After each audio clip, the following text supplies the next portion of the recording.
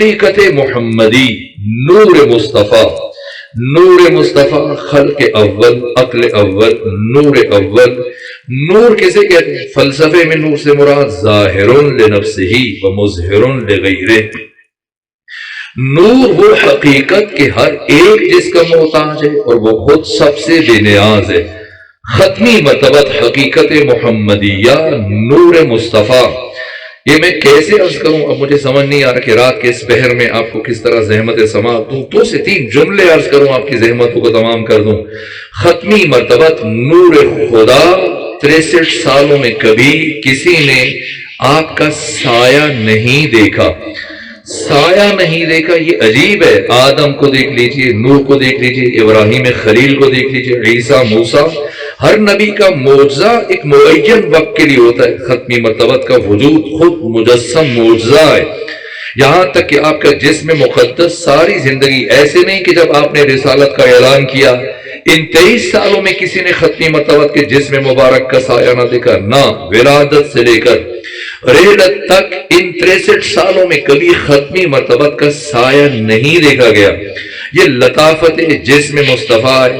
یہاں تک کہ ختمی مرتبت کا جسم مقدس تو چلے آپ کا سایہ نہیں، لیکن جو لباس پہنتے ہیں اس لباس کا تو سایہ ہونا چاہیے، لیکن نہ آپ کا سایہ ہے نہ لباس کا سایہ ہے۔ یہ ختمی مرتبت ہے، آپ کے وجود کا ایک ایک حصہ اعجاز ہے۔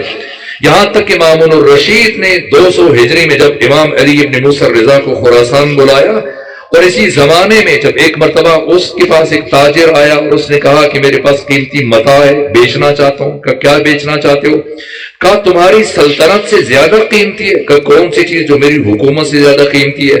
کہا میرے پاس پیغمبر گرامی اسلام کی موہائے مبارک ہیں، بال ہے۔ تو مامون الرشید اس عباسی خلیفہ نے کہا کہ مجھے کیسے پتا چلے کہ یہ بال پیغمبر اسلام کے؟ ہو سکتے کسی اور کے ہوں۔ تو اس تاجر نے کہا کہ اس کی علامت ہے کہ تو خود بادشاہ ہے، آج تک زندگی میں مختلف خوشبوئیں استعمال کی، لیکن جو بال میں لے کے آیا ہوں ان بالوں سے ایسی خوشبو اٹھتی ہے کہ جو دنیا کی کسی بھی دوسری خوشبو میں تم نے محسوس نہیں کی ہوگی۔ تو جب اس نے استشمام کیا، تصدیق کی، کہا ان کی خوشبو منفرد ہے اور الگ ہے۔ یہاں تک کہ کیا قیمت لوگے؟ کا ایک بال 1 لاکھ درہم کا، 7 لاکھ درہم ادا کرو، یہ بال تمہارے سپرد کر دوں گا۔ مامون الرشید نے 7 لاکھ درہم ادا کی، یہ بال لے لیے، اور اس کے بعد امام علی ابن موسیٰ رضا کی طرف پیغام بھیجا کہ آپ بھی آئیے، اپنے جد بزرگوار پیغمبر گرامی اسلام کے موہائے مبارک کی زیارت کیجیے۔ آئے امام علی ابن موسیٰ رضا، اور جیسے یہ بال سفید کپڑے میں آپ کے سامنے رکھے گئے، آپ نے اپنی انگشت مبارک سے 3 بال الگ کیے، 4 بال الگ کیے۔ تو مامون الرشید نے پوچھا فرزند رسول آپ زیارت کرنے کے بجائے بال الگ کر رہے ہیں، کیا وجہ ہے؟ فرمایا کہ یہ 3 بال میرے نانا محمد مصطفیٰ کے اور یہ 4 بال کسی اور کے ہیں۔ تو مامون کہنے لگا فرزند رسول آپ کو کیسے پتا چلا کہ یہ 3 بال آپ کے جد بزرگوار کے اور 4 کسی اور کے ہیں؟ تو حضرت نے فرمایا اس لیے کہ مجھے ان 3 سے اپنی خوشبو محسوس ہو رہی ہے، لیکن باقی بالوں سے اپنے وجود کی خوشبو محسوس نہیں ہو رہی۔ تو مامون الرشید نے عرض کیا فرزند رسول یہ بات تو آپ کے لیے حجت ہے، ایسی دلیل بتائیں کہ جو سب کے لیے حجت قرار پا جائے، میرے لیے، تمام حاضرین کے لیے۔ امام نے فرمایا مامون آگ جلاؤ، اور آگ جب جلائی گئی تو فرمایا کہ یہ بال اس پہلے 3 بال اس کے اندر رکھو، اور پھر یہ جب 3 بال رکھے گئے، پہلے مرحلے میں وہ دوسرے 4 بال رکھے گئے تو آگ میں جل گئے، جب یہ 3 بال رکھے گئے تو ایک مرتبہ آگ بجھ گئی۔ کہنے لگا یہ کیا ہوا؟ حضرت نے فرمایا یہاں سے سمجھ لو کہ اللہ نے ختمی مرتبت کے موہائے مبارک پر دنیا اور آخرت کی آگ کو حرام قرار دیا۔ اب سمجھے وہ جسم مقدس جس کا سایہ نہیں ہے اور یہ موہائے مبارک، یہ اثر، یہ ختمی مرتبت، حتیٰ میں کس طرح سے عرض کروں، جو چیز آپ سے منسوب ہوتی چلی گئی، اب سمجھے جو میں نے آئے نور آپ کے سامنے تلاوت کی ہے، ختمی مرتبت حقیقت محمدیہ۔ علی ابن ابی طالب فرماتے کہ اللہ نے انسانوں پر جو سب سے بڑا احسان فرمایا وہ اپنے محبوب محمد مصطفیٰ کو اس کائنات میں انسانوں کے لیے ہادی بنا کر بھیجا، لیکن حقیقت محمدیہ اس عالم ناسوت میں منحصر نہیں ہے، اس سے ماورا بالتر عالم مثال، پھر عالم نفس، پھر عالم جبروت، عالم ملکوت، بیت المعمور، آسمان چہارم، پھر آسمان پنجم، آسمان ششم، آسمان ہفتم، عرش ہے، لوح ہے، قلم ہے، کرسی ہے، یہ سارے مدارج ہیں، اور ان سب سے مابرا بالاتر عالم لاہوت، عالم اسماء و صفات اور حقیقت محمدیہ، اس عالم لاہوت کے رہنے والے ذات ختمی مطلبت کے ساتھ کسی نبی کا تقابل نہیں ہے، کسی ملک اور فرشتے کا تقابل نہیں ہے۔ تمام فرشتوں کا سردار جبرائیل اس عالم ناسوت سے بیت المعمور، آسمان چہارم تک، ملکوت اعلیٰ تک پیغمبر کے ساتھ ساتھ چلا، لیکن جیسے ہی پیغمبر اسلام اس عالم جبروت سے آگے بڑھے، محسوس کیا جبرائیل کے قدم رک گئے۔ پوچھا جبرائیل کیوں رک گئے؟ جبرائیل نے دست ادب جوڑ دیے، عرض کیا یا رسول اللہ لو دنوت انبلۃ لاحترقت، اگر ایک کوڑا برابر آگے بڑھوں تو میرے پر جل جائے۔ خود وزن کیجئے گا اس جملے کے لیے میں نے آپ کو زحمت دی۔ ختمی مرتبت حقیقت محمدیہ کس طرح سے انسان بیان کر سکتے اور سمجھ سکتا ہے؟ جہاں فرشتوں کا سردار رئیس جبرائیل آگے نہ بڑھ سکے اور رکنے پر مجبور ہو جائے، وہاں ختمی مرتبت انہی نالین کے ساتھ جہاں سے آگے عرش کی طرف بڑھ رہے ہیں، اور اس بلندی پہ پہنچے کہ قرآن نے فرمایا ثم، پھر دنا، قریب ہوا، فتدلی، اور قریب ہوا۔ کتنا قریب ہوا مصطفیٰ اپنے خدا سے؟ فکان قاب قوسین، قوس ایک کمان، قوسین دو کمانے، یہاں تک کہ خدا سے مصطفیٰ شب معراج قریب ہوتے چلے گئے۔ کتنے قریب؟ یہاں تک کہ دو کمانے قاب قوسین، لیکن پروردگار قاب قوسین کہہ کے رکا نہیں، ورنہ مقام مصطفیٰ کی حد معین ہو جاتی، بلکہ پروردگار نے مزید فرمایا او ادنا، یہاں تک کہ خدا اور مصطفیٰ کے درمیان دو کمانے یا اس سے بھی کم کا فاصلہ رہ گیا۔ کتنا کم؟ یا خدا جانتا ہے، یا مصطفیٰ جانتا ہے، یا وہ جانتا ہے جس کے لہجے میں خدا اپنے مصطفیٰ سے گفتگو کر رہا ہے۔ یہ حقیقت علوی جن کی طرف عالم بزرگوار نے خوبصورت اشعار میں بس دو جملے بولے متقیان سے متعلق، تاکہ علی کو سمجھے، پھر ختمی مرتبت کے مقام کا کچھ اندازہ ہو جائے کہ جہاں سید الاولیاء علی ابن ابی طالب جس ہستی کی بارگاہ میں سرخم کھڑے یہ جملے کہہ رہے ہو کہ انا عبد من عبید محمد، میں تو محمد کے غلاموں میں سے غلام ہوں۔ کیا شرف ہے، مرتبہ ہے مقام مصطفیٰ کا۔ یہاں تک کہ عالم اہل سنت سلیمان قندوزی حنفی، انہوں نے اپنی مشہور کتاب جنابی المودہ میں یہ حدیث بیان کی پیغمبر اسلام سے، بس یہ آخری جملے عرض کر رہا ہوں کہ آقا ختمی مرتبت فرماتے ہیں کہ اللہ نے ہم 14 کے انوار کو خلق کیا، اور جب اللہ نے ہم 14 کے انوار کو خلق کیا کب؟ ملائکہ کی تخلیق سے 14,000 نوری سال پہلے۔ اگر کوئی سمجھنا چاہتے ہیں نوری سال کیا ہوتا ہے، ایک ہمارے ہاں شمسی سال ہے جنوری فروری، یہ 365 دنوں پر مشتمل ہے۔ ایک قمری سال ہے محرم و صفر، 8-10 دن کم کر دیں تو یہ قمری سال ہے۔ نوری سال کو اگر کوئی سمجھنا چاہے تو نوری سال کی مقدار جو آئنسٹائن نے بیان کی، نوری سال کے ایک لمحے میں انسان 3 لاکھ کلومیٹر کا سفر طے کر سکتا ہے۔ کیا مطلب؟ یعنی 18 لاکھ کہون سے اٹھے اور پوری دنیا کا چکر لگا کے واپس جہاں آئیں، دوبارہ جائیں، پھر آئیں، دوبارہ جائیں، پھر آئیں، یہاں تک کہ 7 چکر لگائیں پوری دنیا کے۔ کتنی دیر میں؟ 1 سیکنڈ میں، 1 لمحے میں۔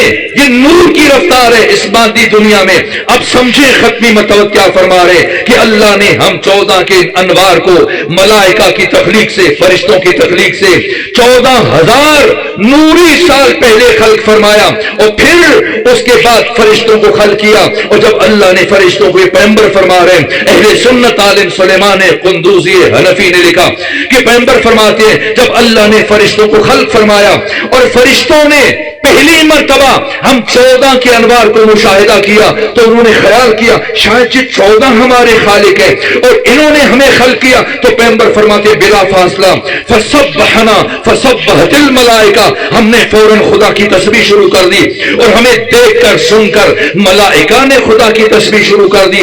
حللنا وحللت الملائکہ، ہم نے لا الہ الا اللہ کہا، ہمیں دیکھ کر سن کر ملائکہ نے لا الہ الا اللہ کہنا شروع کیا۔ ہم نے نے سبحان اللہ کہا، ہمیں دیکھ کر سن کر ملائکہ نے سبحان اللہ کہنا شروع کیا۔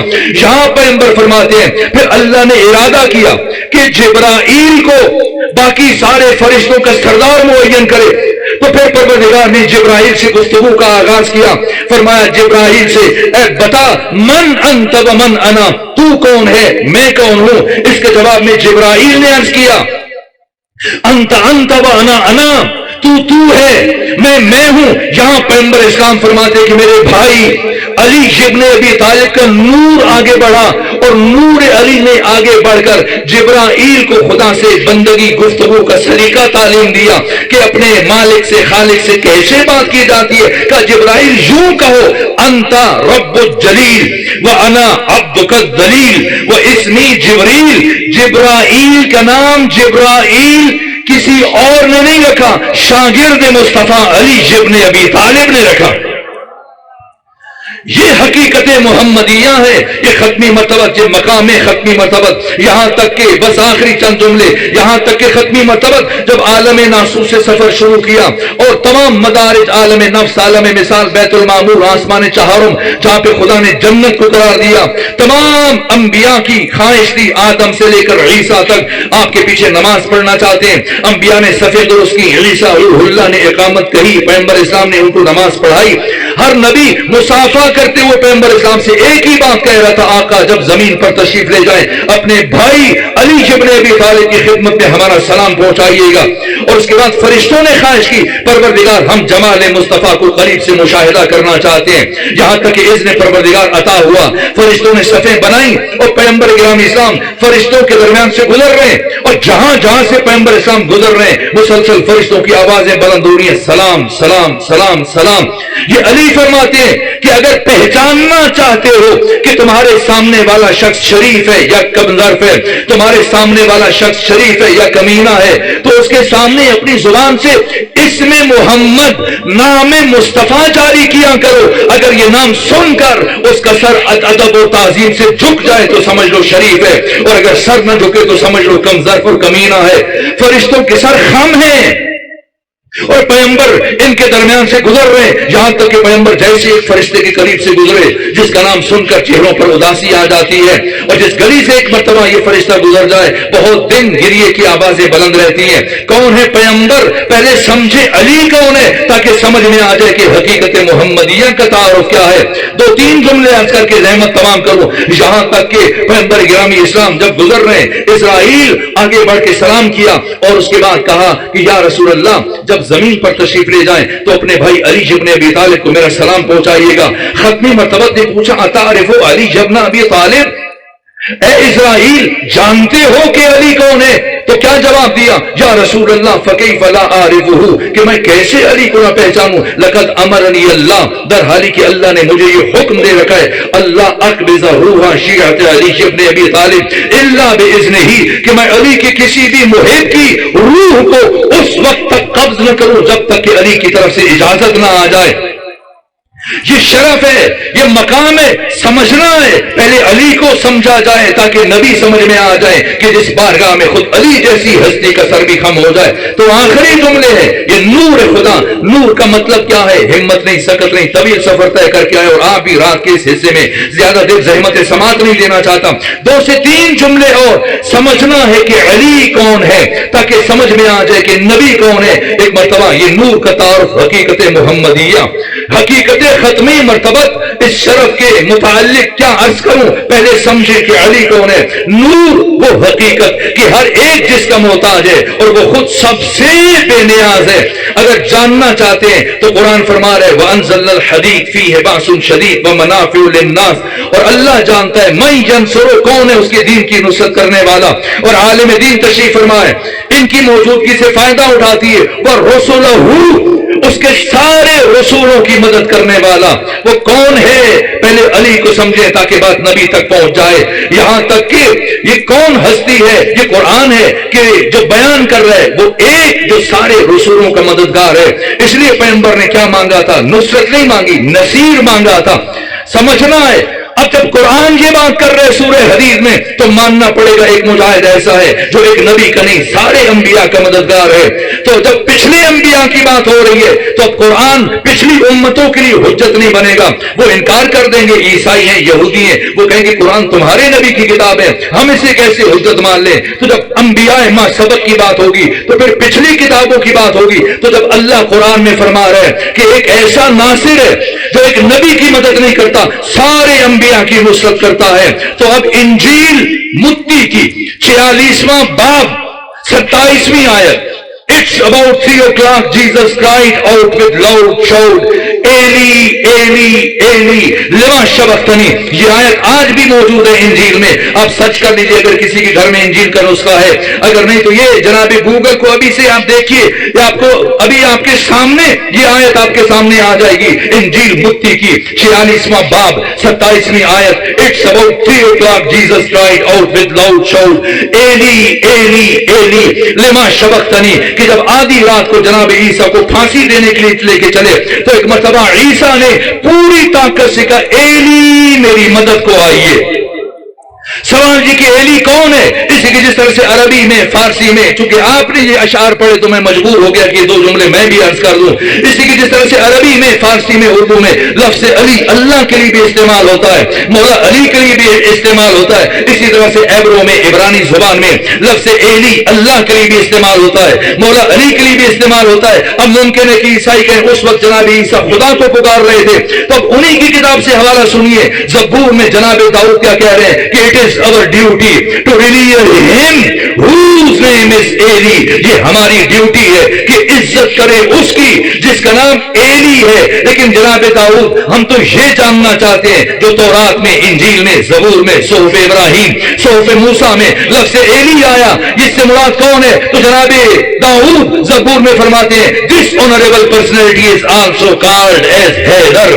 اس عزت دار شخصیت کو حیدر بھی کہتے ہیں. کون حیدر؟ حیدر دی ہیلپر آف ہیلپ لیس، وہ حیدر جو بے سہاروں کا سہارا ہے. از لائک اے لائن، جو شیر کی طرح دلیر ہے. اور یہ جناب داؤد کوئی اور علامت بتا دیجئے، کہاں ایسی علامت کہ قیامت تک کوئی انکار نہیں کر سکتا. اینڈ اس کو بھی بورن ان کعبہ، اور وہ ایلی مولود کعبہ ہے. اور پھر کیا فرمایا؟ ٹو سیک ہز ہیلپ، اسی علی سے مدد تلاش کرو. تو پتا چلا یا علی مدد کہنا بدعت نہیں ہے. جب ہم نے دیکھا کہ انجیل میں عیسیٰ یہ کہہ رہے ایلی ایلی ایلی لما شبقتنی، اور زبور میں جناب داؤد یہ فرما رہے ٹو سیک ہز ہیلپ، اسی علی سے مدد تلاش کرو. تو پتا چلا یا علی مدد کہنا بدعت نہیں ہے، انبیاء کی سنت ہے. اور ہم مسافہ کرتے ہوئے اس ذکر کو عبادت سمجھ کے اپنی زبان سے جاری کرتے ہیں تاکہ سامنے والے کا امتحان ہو جائے. کسی مومن سے ملاقات ہو رہی ہے، کسی منافق سے پالا پڑا. پروردگار آپ کو سلامت رکھے. پروردگار علی کے مولا کے اس جشن کے صدقے میں آپ سب پہ اپنی رحمت نازل فرمائے. وقت دعا ہے اور دعا جناب علامہ فرمائیں گے. میں بس ایک جملہ، ایک روایت مختصر، تاکہ اندازہ ہو جائے کہ کس کریم کی بارگاہ میں حاضر ہو رہے ہیں. جناب ختمی مرتبت کہ حق تعالی نے کیا شرف عطا کیا ہے، کیوں وقت نہیں کہ میں اس کی طرف اشارہ کروں. بس ایک جملہ، یہاں تک کہ اسے استاد شہید مرتضیٰ مطہری جیسی معتبر شخصیت نے اپنی کتاب داستان راستان میں بیان کیا کہ ختمی مرتبت، چونکہ میں اس لیے عرض کروں کہ رات کے اس حصے میں ایک دیہات میں اتنی دیر تک جاگنا مشکل مرحلہ ہوتا ہے. اور میں برابر عزیزان سے بھی کہتا رہا کہ رات کے اس مرحلے میں، اس پہر میں آپ مومنین کو، عزیزان کو زحمت نہ دیجیے. گفتگو ہو چکی، اتنا کافی. لیکن ان کی خواہش تھی، ان کی خواہش کے احترام میں حاضر ہوا. اس کے باوجود دیکھ رہا ہوں کہ رات کے اس پچھلے پہر میں زمین پر بیٹھ کر اتنی دیر تک مسلسل کئی افراد کو سننا، پروردگار آپ کو ایک ایک لمحے کا اجر عطا فرمائے. اور اس ایک ایک لمحے کی قیمت تب پتہ چلے گی جب میدان معاشر میں آدم سے لے کر عیسیٰ تک ہر نبی گھٹنوں کے بل چل رہا ہوگا اور کہہ رہا ہوگا نفسی نفسی. ایک آواز آ رہی ہوگی امتی امتی، اور وہ آواز ختمی مرتبت محمد مصطفیٰ صلی اللہ علیہ وآلہ وسلم کی. اور یاد رکھیں میرے عزیزوں، چونکہ وقت دعا ہے اور قبلہ دعا کروائیں گے تو میں آخری جملہ عرض کر کے آپ کی زحمتوں کو تمام کروں. دنیا میں بھی ہماری آخری امید کا نام ذات مصطفیٰ ہے. اور آخرت میں بھی ہماری آخری امید کا نام حقیقت ختمی مرتبت ہے، وہاں بھی آقا شفاعت فرمائیں گے، ورنہ یہ ریاکاری سے لبریز نمازیں، یہ روزے اور یہ عبادات یہ اس لائق نہیں ہے کہ قیامت کے دن ہم ان کے ذریعے سے خدا سے کچھ توقع رکھ سکیں۔ ایک ہستی ختمی مرتبت آپ کی اہل بیت پاک ہمارے لیے شفاعت کا وسیلہ بن سکتے ہیں، دنیا میں بھی آخرت میں بھی۔ اس جملے کے ساتھ، اس چھوٹے مختصر واقعے کے ساتھ گفتگو سمیٹ لوں کہ ختمی مرتبت کے عہد میں آپ کے اصحاب میں سے ایک جوان صحابی تھا جو ہر روز پیغمبر اسلام کی زیارت کے لیے حاضر ہوتا، اور ایک مرتبہ ختمی مرتبت نے جب محسوس کیا کہ باقی صحابہ کرام سب کے ساتھ بیٹھے ہیں اور کچھ افراد کھڑے ہیں اور ایسے میں وہ سب سے پیچھے ہیں اور کوشش کر رہے ہیں بار بار پنجوں کے بل کھڑے ہو کر پیغمبر کو دیکھ سکیں، آپ کے چہرے کی زیارت کر سکیں، اور رحمت للعالمین جمال حق ختمی مرتبت جناب نے ختمی مرتبت نے اس صحابی کو جب دیکھا کہ اتنی زحمت سے بار بار مجھے دیکھنے کی کوشش کر رہا ہے، تو آپ نے پورے ان ہاتھ کے اشارے سے کیا، فرمایا کہ آگے آ جاؤ، اور جیسے وہ صحابی چلتے ہوئے آگے آیا تو ختمی مرتبت نے فرمایا میرے پاس بیٹھو، تم اتنی زحمت سے دیکھنے کی کوشش کر رہے تھے، یہاں تک کہ وہ آپ کا صحابی آپ کے سامنے بیٹھا ہو، دیر تک بیٹھا رہا، اور یہاں تک کہ زار زار گریہ کر رہا تھا، اور پھر اس کے وجود پر کب کبھی تاری ہوئی۔ اہل تسنن کے علماء نے لکھا، اہل تشیع کے علماء نے اس واقعے کو سیرت کی کتابوں بیان کیا، یہاں تک کہ ختمی مرتبت نے اس صحابی سے استفسار کیا میرے صحابی کیوں لرزاں تاری ہے، کیوں یہ کیفیت ہے؟ کہا یا رسول اللہ کبھی آپ کو اتنے قریب سے نہیں دیکھا، آج قریب سے دیکھا تو جی چاہتا ہے کاش میں آپ کو اپنے سینے سے لگا سکتا اور آپ کے ساتھ معانقہ کر سکتا۔ رحمت للعالمین ختمی مرتبت ایک مرتبہ فرمایا میرے صحابی کھڑے ہو جاؤ، وہ صحابی کھڑے ہوئے، ختمی مرتبت نے فرمایا آگے آؤ، وہ صحابی آگے آئے اور ختمی مرتبت نے اسے سینے سے لگایا اور دیر تک محبت فرماتے رہے، شفقت فرماتے رہے، پھر وہ صحابی چلا گیا، اور پھر چند گھنٹے گزرنے کے بعد دوبارہ آ کر ایک مرتبہ بس میں رسالت میں پیغمبر اسلام کی زیارت میں مصروف تھا، ختمی مرتبت نے دوبارہ قریب بلایا اور فرمایا کہ میں اس سے پہلے ہمیشہ یہ دیکھتا تھا کہ تم ہر روز صبح کے وقت صرف ایک دفعہ آیا کرتے تھے، آج پہلی مرتبہ دیکھ رہا ہوں کہ ایک ہی دن میں دوسری مرتبہ آئے ہو، کیا وجہ ہے؟ کہا آقا پہلے ہر روز آپ کو دور سے دیکھتا تھا اور جا کے پھر اپنی بازار میں دکان کھول لیتا تھا، میں خوشبو کا کام کرتا ہوں، عطر کا کام کرتا ہوں، لیکن آج جب پہلی مرتبہ آپ کو قریب سے دیکھا تو میں جا کے کام شروع کیا تو کام میں دل نہیں لگ رہا تھا، بار بار آپ کی یاد ستا رہی تھی اور جی چاہ کہ میں جمال مصطفیٰ کا قریب سے مشاہدہ کروں پھر چلا جاؤں، اس لیے فرد جذبات میں مجبور ہو کر میں نے دکان کو بند کیا اور دوبارہ آ گیا تاکہ پھر سے آپ کی زیارت کا شرف حاصل کر سکوں۔ پھر کچھ دیر بیٹھ کر وہ صحابی پیغمبر اسلام سے گفتگو کرتا رہا، آپ کی باتیں سنتا رہا، پھر رخصت ہوا، لیکن اس کے بعد دوبارہ پھر کئی دن گزر گئے اور وہ صحابی بارگاہ ختمی مرتبت میں حاضر نہ ہو سکا، اور چند دن گزرنے کے بعد آقا ختمی مرتبت نے صحابہ سے استفسار فرمایا کہ وہ صحابی نظر نہیں آ رہا، کہ ہمیں بھی نہیں معلوم، فرمایا کیا تم میں سے کسی کو اس کے گھر کے بارے میں علم ہے؟ کہا مدینے کی بالکل اطراف میں ایک سمت میں اس کی رہائش ہے، مجھے پتا ہے۔ آقا نے فرمایا مجھے لے چلو، اور جب ختمی مرتبہ چند صحابہ کرام کے ہمراہ چلتے ہوئے اس صحابی کے گھر پہنچے تو پتا چلا کہ اس کی وفات ہو چکی ہے، یہاں تک کہ بیٹھے پھر قبر پر تشریف لے کے گئے، اس کے لیے دعا خیر فرمائی، فاتحہ پڑھی، اور پھر جب پلٹ کر آنے لگے تو صحابی کے محلے کے کچھ افراد ختمی مرتبت کے ساتھ چل رہے تھے، اور چلتے ہوئے ایک صاحب نے پیغمبر اسلام کو اس صحابی سے متعلق بات کرتے ہوئے کہا یہ بہت اچھا جوان تھا، بہت خلیق تھا، ملنسار تھا، ہر ایک کا خیال رکھتا تھا، ساری چیزیں تھی اور دوسروں کا بہت خیال رکھتا تھا، لیکن بس ایک خامی تھی کہ یہ عورتوں کی فکر میں رہتا تھا۔ جب یہ جملہ کا سنے میں اس لیے عرض کرا کہ دنیا اور آخرت میں ہمارے پاس سوائے ختمی مرتبت کی شفاعت اور آپ کی رحمت کے ہمارے پاس کوئی دوسری چیز نہیں ہے، یہ عمل اس قابل نہیں ہے کہ ہم میدان محشر کے مشکل ترین مرحلے میں پیش ہو سکے۔ ایک مرتبہ جب اس فرد نے، اس بزرگ نے اس جوان صحابی سے متعلق یہ جملہ کہا تو ختمی مرتبت کی آنکھیں نم ہوئی اور فرمایا سنو، اس جوان کے دل میں، میرے اس صحابی کے دل میں میرے لیے اتنی زیادہ محبت تھی کہ اگر وہ بردہ فروش ہوتا تب بھی اللہ نے جہنم کی آگ کو اس پر حرام قرار دے دیا تھا۔ میرے عزیزو ہمارے پاس کوئی امید نہیں سوائے جمال ختمی مرتبت کے، بس میرے میں بھی سکت نہیں، طویل ترین سفر کر کے آیا، بڑی مشکلوں سے یہ چند ایک جملے عرض کر سکا آپ کی خدمت میں۔ دعا کرتا ہوں کہ پروردگار آقا ختمی مرتبت کے صدقے میں ہمارے یہ ٹوٹے پھوٹے کلمات اپنی بارگاہ میں قبول فرمائے۔